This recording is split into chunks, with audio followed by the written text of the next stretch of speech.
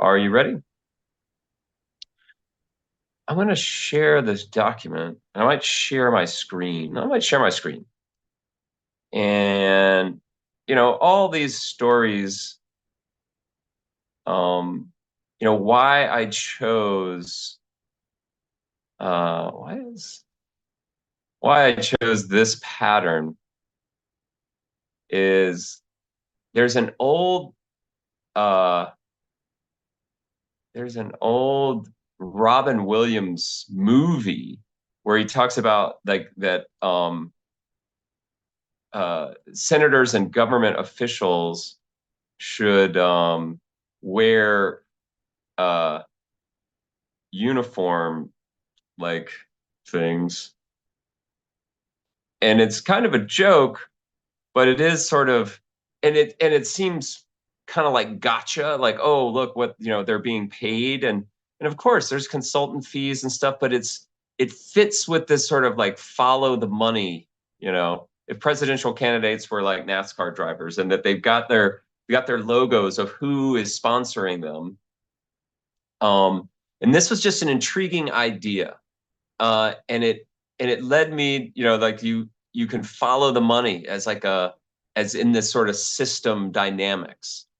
It's up for debate whether or not, the money influences people. Like that's a premise. It's like, well, I'm paid to do, these things, but does that really influence my decision making, et cetera, et cetera? Up for debate. But I think that it's important, and so does S3, to include transparency as a principle. So what that means to me is that transparency is in every one of these categories. So like transparency in meeting format, transparency in peer development. I saw a lot of this throughout the thing, and that's basically what a principle means to me. But inside of where this open salary, this is the one that I'm dealing with, open salary. I just want to highlight that it's inside of enablers of co-creation, so that, and actually let's just look at, it doesn't give like a description of what that means necessarily, but it's something that helps people work together and coordinate, which is in my mind that real and fundamental piece of collaboration. Okay, so I'm basically trying to sort of drill down as like why this open salary. And it's funny because what I thought of as open salary, I'm going to open it up now. I really was thinking of financial openness. So who gets paid where? Um, this one,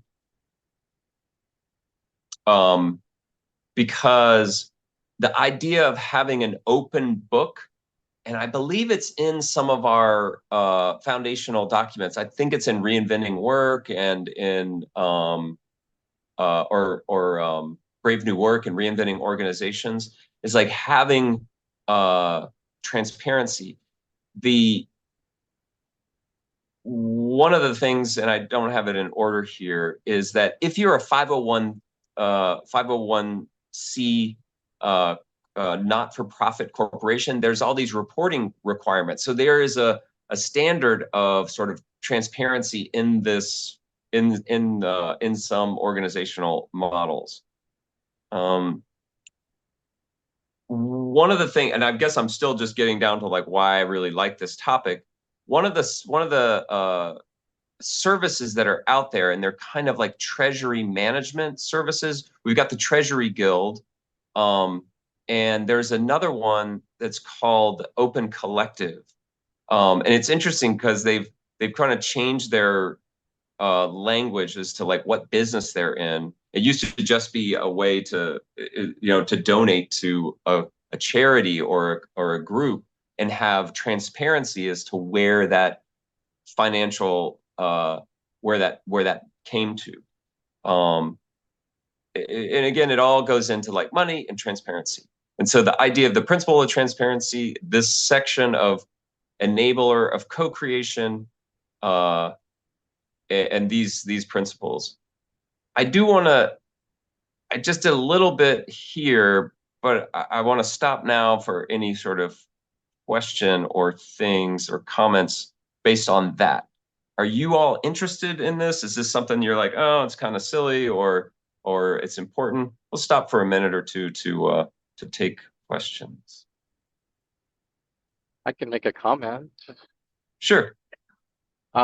Andamio runs with an open salary policy. Oh, In fact, yeah. And the way we do it is we had everybody create what we call the confessional video, which they talked about where they live.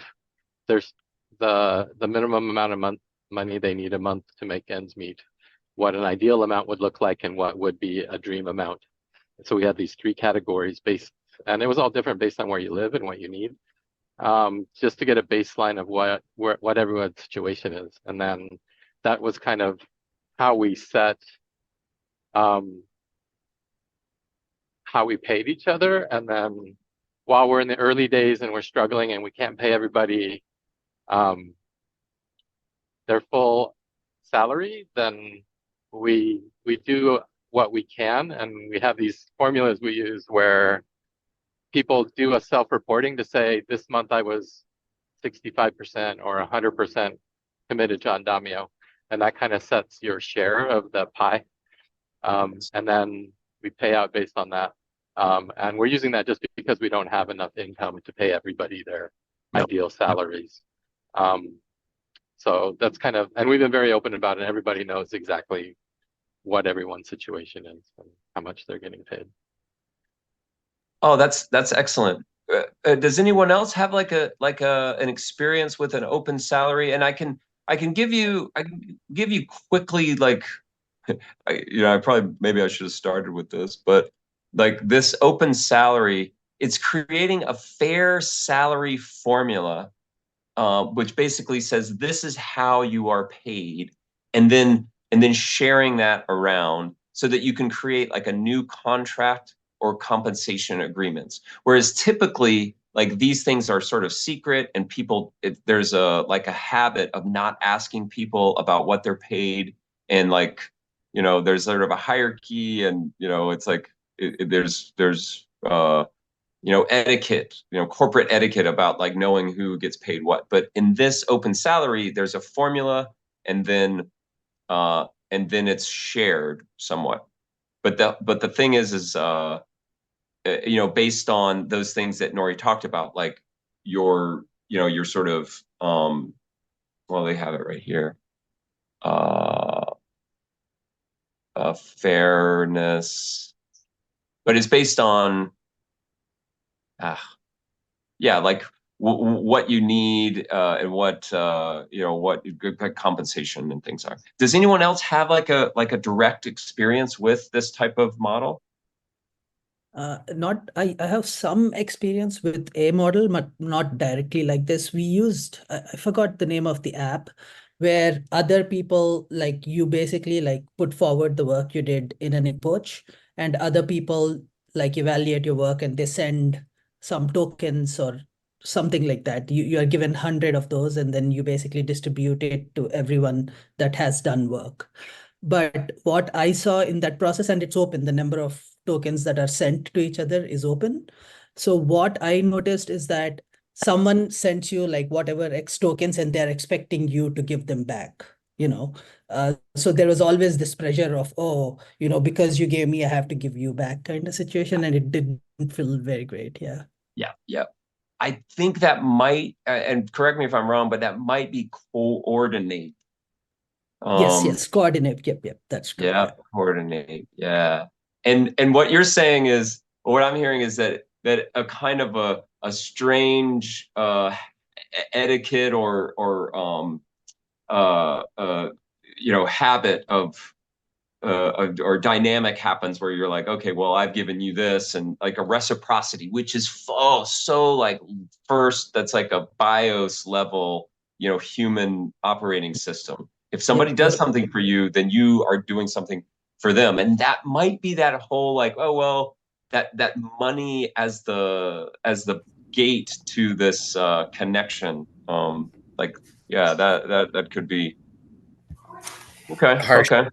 I was picking up, and I don't know if it was there or whether it wasn't, but what was it? What I was picking up is that it was uncomfortable. Did I get it wrong, or did I get it right? it wasn't, yeah, it was uncomfortable is number one. Number two is that like personally, like people would reach out and be like, hey, you've only given me these number of tokens. Like, why devise that? Like, and like yeah, it's hard to answer those questions, like exactly how many tokens for what work. Yeah, there's an overlap here with what we'll be covering in peer feedback because it's specific within the peer feedback pattern to separate like this sort of reciprocal peer evaluation work from administrative. So you're separating developmental type work or conversations from administrative stuff like setting these salaries. You notice that in your pattern, it says you create an open formula, right? So that's going to be a consent process. Peer feedback's not a consent process.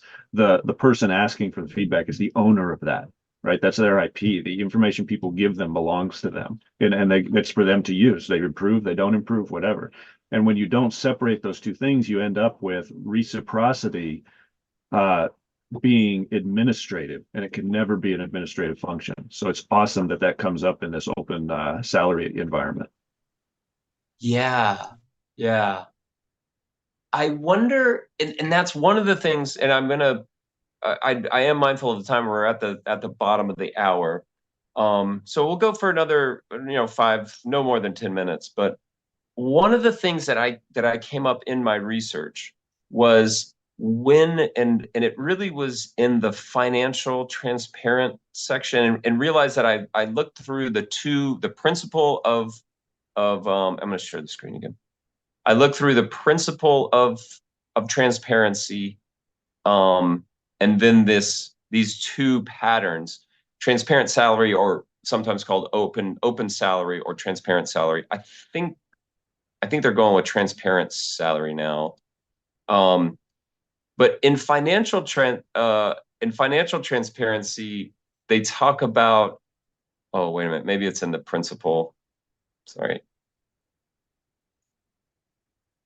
They talk about when, to consider confidentiality. Like, being open is not just, what they call it. It's not just an ends. It's just like, okay, everything transparent. It's a means to creating better co-creation. It's a means to establishing like a set and known level.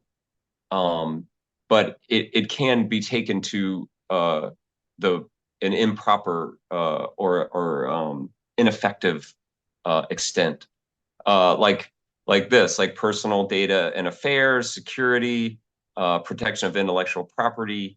These are things, to consider not being transparent or to holding things back. It is my sort of tension around it when I'm in a new community, is that I don't, and Catalyst was a lot like this. Like I never know like who is being funded or why or how. It's kind of like if you go to a YouTube video and you see that like includes a paid promotion, like that's kind of a nice, and I can only imagine that somebody did a governance action, say, hey, we need to declare that we're including paid promotion.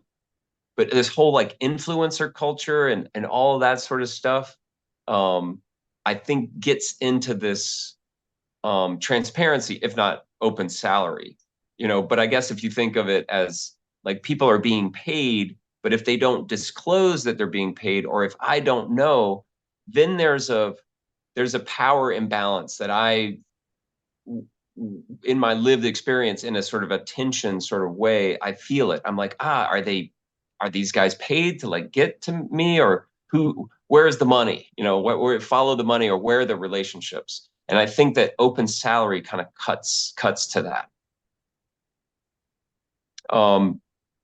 and then in a general sense, this might be the last point that was interesting to me, because I'm really interested in documentation. It's like what you document and why and where it's stored and how it gets into that like owning your own data type of thing. Anyway, with all that being said, like I think this is a really important avenue. I I I'm curious to find other examples. What I think is important is like having. Oh, I see Randall's hand. Let me just finish this thought. What I think is important is having that open books, so like when I go to an organization, I can see where money comes in and what they spend it on and where it goes out to. I really like that about some of the treasury management things, like our friends at the Treasury Guild and this open collective group. All right, Randall. Yeah, go ahead. Go ahead, Randall. I'm curious if there's any treatment in the material about like audiences and like who are you being open with? Nobody's friggin' business. No, not necessarily. Well, they did talk about like inside the community and outside. I did run across that.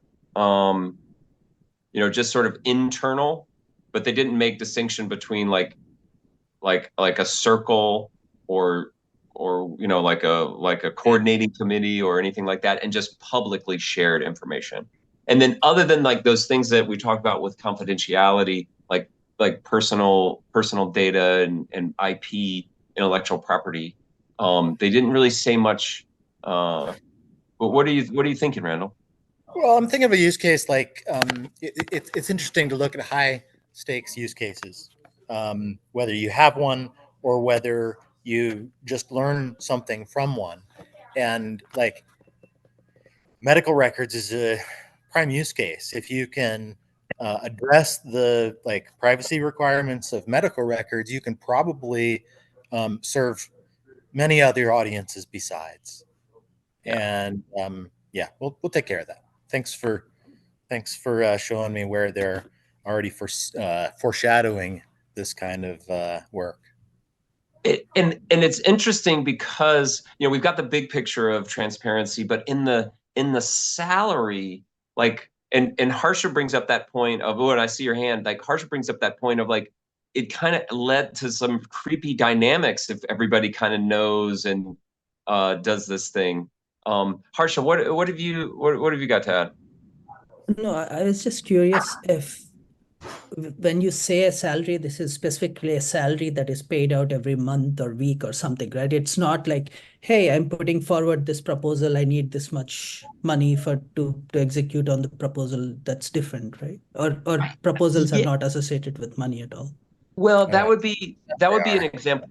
Yeah, an example of financial transparency, that we kind of know where the proposal's milestones and money goes. So that in Catalyst, for instance, like they're serving the principle of transparency by having those milestones and payments in public. But this specific open salary, like we don't know how much the salaried IOG Catalyst employees are paid. And Even if they're open to each other? What's that? Or are you sorry, I shouldn't have interrupted. Oh, no. Record, I say. Okay. But it just, I'm kind of curious is what would in the mind of S3, they posit that it could be a benefit if everyone knows how much is being paid. And then actually what Nori suggested or Nori alluded to was that in certain months, like if salaries can't be covered, if they all sort of put in and say this is what was happened, and then there's a spread, it can lead to sort of more camaraderie and more sort of collective spirit.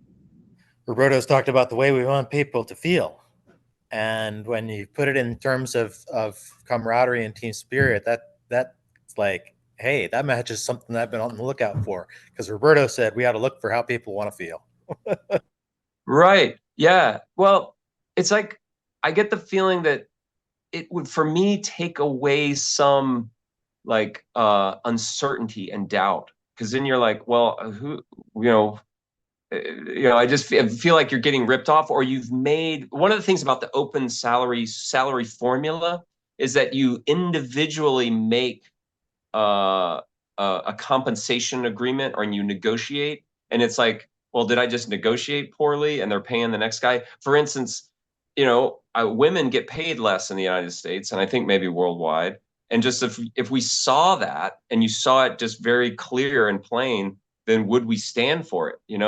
Would we be like, could you just ball face say, oh yeah, I deserve this? And for instance, they just did a thing, I saw this on PBS last night, about CEO compensation, and these things, because of public traded companies, are they have to disclose it, but it's kind of like obfuscated. So there is this in our system, the United States anyway. There is this sort of idea of transparency. For instance, Freedom of Information Act, which is another transparency focused law. So it is there in our governance models, but we don't really lean on it, and it's sort of, sometimes pushed to the back. Ooh, but I definitely want to wrap up now. So let's just take one, like maybe a round, if you have like a closing comment on this principle of open salary and transparency. You can just thumbs up, Jeremy, and then Harsha. Yeah, I don't want to delay this and squish my proposal or my presentation too much, but I'm really curious, especially from this group, where do we see like overlap with tokenomics and smart contracts and helping us execute principles of something like an open salary? Yeah. Because it seems like we've got tooling that can make this either hyper accessible or hyper efficient or possibly hyper functional. Or hypercultural, I will add. Yeah. Hypercultural. What if you can make all of this stuff like easy culturally? Ah. Did you touch earlier on the issue that talking about money is one of the least desirable activities a person could do on average? Yes, yeah. Like money, religion, and my part of the woods states, gun rights. Yeah, it is. It's a very difficult subject, and I think that's why having a framework in place to sort of take that out of the equation. It's just like, no, this is how we do it. It's very upfront, and we just have this open system. Yeah. Randall, any other little thought that you've got? Then we'll go on to Harsha. No, thanks though. Yeah, right on, Randall. Thanks. Harsha, let's see. You got a closing? So I like the idea of it, and I think it works great in high trust spaces like Andamio and stuff. But if the trust doesn't exist, I am worried that there will be jealousy. Oh, he's getting paid more, like those kind of things. So once we get in, we'll figure it out, I guess. It's beautiful, beautiful. Nori and Simon. Yeah, I agree that it's way more doable in high trust spaces. And it does help set the kind of the team tone that we know what each other needs, and we're going to make sure that we support each other. And it helps build the team culture that way. That said, talking about money, doing our confessionals, we called it that on purpose, was super awkward and hard. Like it's like bearing your soul to the team and saying, this is what I need a month. And it's not an easy conversation, and it was really hard for everybody, I think. But we made a conscious choice to do it because it almost felt like, I don't want to say a holy act, but there's some kind of aspect of you're coming to the team and bearing yourself. And that helped build a whole lot of trust up front. So I think it was worth the discomfort. And now it's just, we just play with the numbers all the time. And people are like, oh, this month I did 60 and oh, I went 100%. And people are just very open about those kind of things. And we totally, yeah, I think it works. But yeah, I'm not so sure how well it works in a low trust environment. And Hey, that Nori, is quick worth talking question. about. Do you Yeah. think just the presentation, basically like bearing our lives to others, helped build empathy for others? Like, okay, this is what they're going through. So, it's okay Yeah. for them to like get a little more this month, those kind of things. Yeah, that's exactly that. But also like it helped set urgency for us making decisions faster and stuff. Like when one team member is living with their parents and their parents, one of them just lost a job and they're struggling to make ends meet, it's very important that we make sure that everyone gets paid, or those kind of things help build the team trust with each other. I've seen an instance of a cultural problem, and that comes out of that. I don't want to spend time on it just for sake of Jeremy. Anybody not block off another 45 minutes from now already in their minds? Yeah. It's interesting to figure out how you can make space for that like deeply exposed moment and not have to have it be interfering with a relationship, a working relationship that you want to have with a person. I think that vulnerability obviously is going to be uncomfortable for most people, even if it does build trust with people that you already have some with. That's all I want to spend time saying for now. But it's really interesting. What Nori described with that process, it's a callback to the ask for help pattern. Remember the things we talked about in that having a need makes you vulnerable. When you ask for help, there's a vulnerability there. But this is the fundamental aspect of any collaborative thing. Somebody's helping somebody else. And knowing who's who and knowing what those relationships are is such an important part, because this is the atoms, this is the building blocks of agreements. And those agreements are the building blocks of teams and of organizations. And these organizations, these institutions, the things we build out of our agreements become our cultures, and they become the entire environment that we're working within. And our ability to have things like transitive trust, to say, hey, we have great trust in Andamio, but guess what? We can migrate this pattern of trust into Andamio's customers, into Andamio's service providers and things like that. That's how you abstract that layer out. And it's this comes up with S3 where they've just got these really research driven, we looked at Ask for Help and we saw how connected to early adult education it was, organizational learning, that the principle of it just sort of emerges from that. And so you're seeing reality, you're seeing nature at work. You're not seeing, some hyper novel human design, all squared off edges and straight lines, in trying to describe what we do and what we need to do. You're seeing something round and full, and something that speaks to a whole depth of shared information below it that we haven't shared yet, but we know we have it. So the callback to the ask for help pattern there, where you're recognizing that like that need is a vulnerability, and that you have to expose that need in order to get the need met. You have to acknowledge, I have a need and I need that need met. Money, the reason I think it's such a difficult conversation, leaving aside several cultural factors around how money is created and what it's for and stuff, but the idea that when you say, hey, I need money for something, you're speaking to your vulnerability. You're speaking to, the gaps in where you are in life and what you have and what you need, and how you pay for your shelter and how you pay for your food and how you take care of yourself and how you take care of your family. Like money stands in for all of that stuff as a sort of weak sister, but it exposes us directly. Like it's an incisive, direct cut right to, hey, this is what I need help with.